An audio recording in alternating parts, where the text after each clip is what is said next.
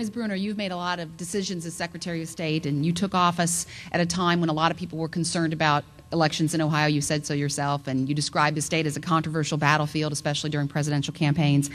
Your office is also on the apportionment board, which will draw legislative district lines next year. Wouldn't you have been able to effect more direct and immediate change for Ohioans if you had run for re-election as Secretary of State instead of running for an office where you could potentially end up being in the minority? I don't believe so, Karen. First of all, when I went into office, there were 4 goals that I had, and I've met all 4 of those goals in the first 2.5 years. Were I to stay a second term, I could certainly fine-tune those things, but seeing as how things occurred at the end of 2008 and into 2009, we are in the worst economic condition that we've been in since the Great Depression. Most of the help seems to be coming from Washington. I love public service because I understand it's really about you all and not me. It's about whatever I can do in the short period of time that I have to make my community better, to make people's lives better, and hope that the ripple effect of that will carry on. And seeing as what is able to be done in the special time that we're in, which you could compare to the times of the 60s with the war on poverty, or the times during the Great Depression and into World War II, that we are at a time where we drastically need change, where the New Deal was systematically unraveled through some of the Reagan policies, and where we have to build up from the ground up, and the more that we can make individual people in a position to take care of their families and to be prosperous, the more prosperous and the quicker our economy will jump back to where it needs to be. All right, Reggie, your question for Mr. Fisher. Sure. Mr. Fisher, with 3 weeks out or so from the primary, the polls indicate that it's still a relatively close race. A very large number of Democrats who have said that they're undecided. They have not made up their decision at this point. I'm wondering, Ms. Fisher, Ms. Brunner also commented in her opening statement that the differences between the two of you are less issue-oriented.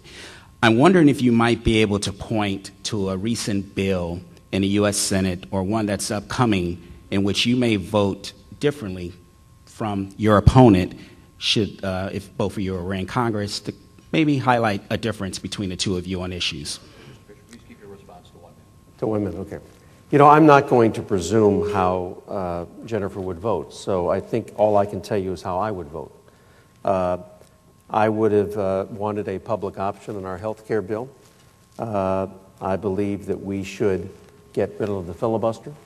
I believe that it is outrageous that there are 1 or 2 senators who can stop unemployment compensation for millions of Americans simply because they got out of the wrong side of their bed. And I believe that we need to hold Wall Street far more accountable by having a strong, robust consumer financial watchdog agency. Bottom line is that my focus, Reggie, is on jobs, doing everything we can to save and create jobs and to build a new economy. The American dream is not about getting by, it's about getting ahead. And so moving to a clean energy economy is going to be my top priority. No. All right, now we'll bring up Barbara Danforth for some brief City Club announcements.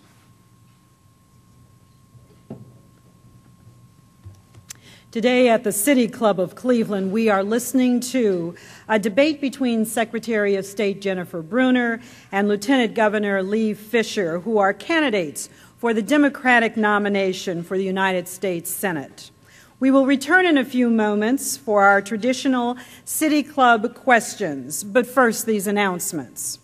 We welcome you to this City Club Forum, which is the longest continuously running free speech forum in the country. Today's debate is especially important as we prepare to go to the polls and vote. Election Day, in case you've forgotten, is Tuesday, May 4th. Now we will proceed with audience question and answer portion of our debate. Everyone, including our City Club guests, is invited to ask questions. We ask, however, that you formulate concise questions and avoid the temptation of editorializing. Holding the microphone today, our City Club Program Manager, Carrie Miller, and Outreach Coordinator, Deborah Agosti. And we will now return to our moderator, Tom.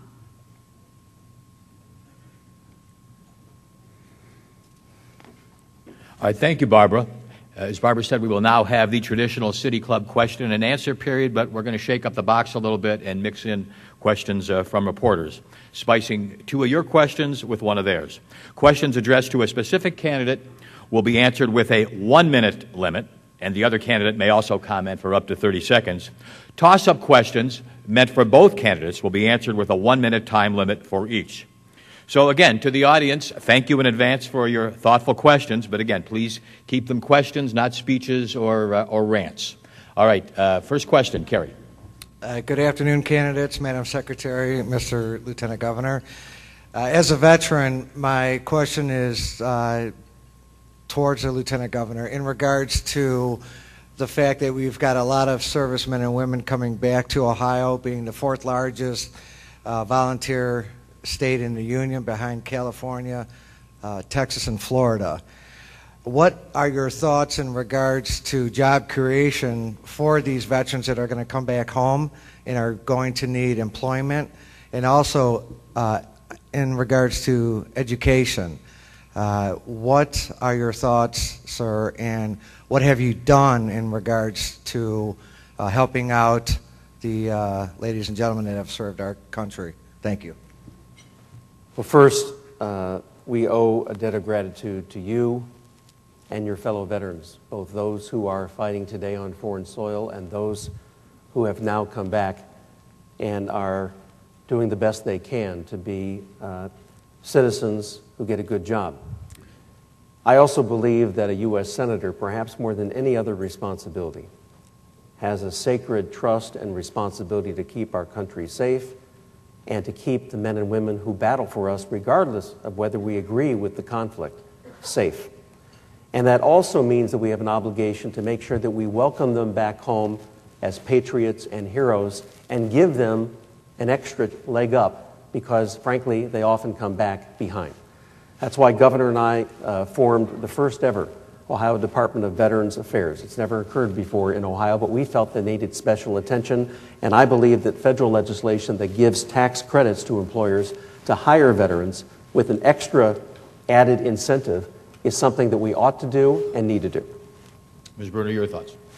Thank you. Part of the jobs plan that I have for the state of Ohio includes allowing people who are on unemployment compensation to work part-time so that their part-time wages can be subtracted from their overall unemployment benefits, extending the life of their benefits, and thereby cutting down the amount of taxpayer dollars, especially with Ohio's unemployment compensation fund being bankrupt and we borrowing from the federal government. But more importantly than that, depending upon which branch of the armed services someone comes out of, they may or may not have skills that readily translate into available jobs in the community. I've talked about task forces on worker retraining. Next question. Good or bad, right or wrong, Ohio's about to become one of the list of states that offers casino gambling like everybody else, and we're going to be offering typical product. If you're elected United States Senator, will you work with Harry Reid, if he's still there, to repeal the 1992 law that allows only Nevada to have sports gambling? Ms. Brunner? That allows only Nevada to have sports gambling? Correct. Is that correct? Yes, I will do that. And, well, you can look back in history of the difficulties that have occurred when sports gambling has been uncovered. Typically, when it comes to gambling, I'm not a gambler, but I say live and let live. But something that could actually hurt an overall sporting industry is a lot different than what we have going on with casinos. Well, first, I think I'd make it a condition that that we're voting in favor always and never against Cleveland sports teams. But if that doesn't pass,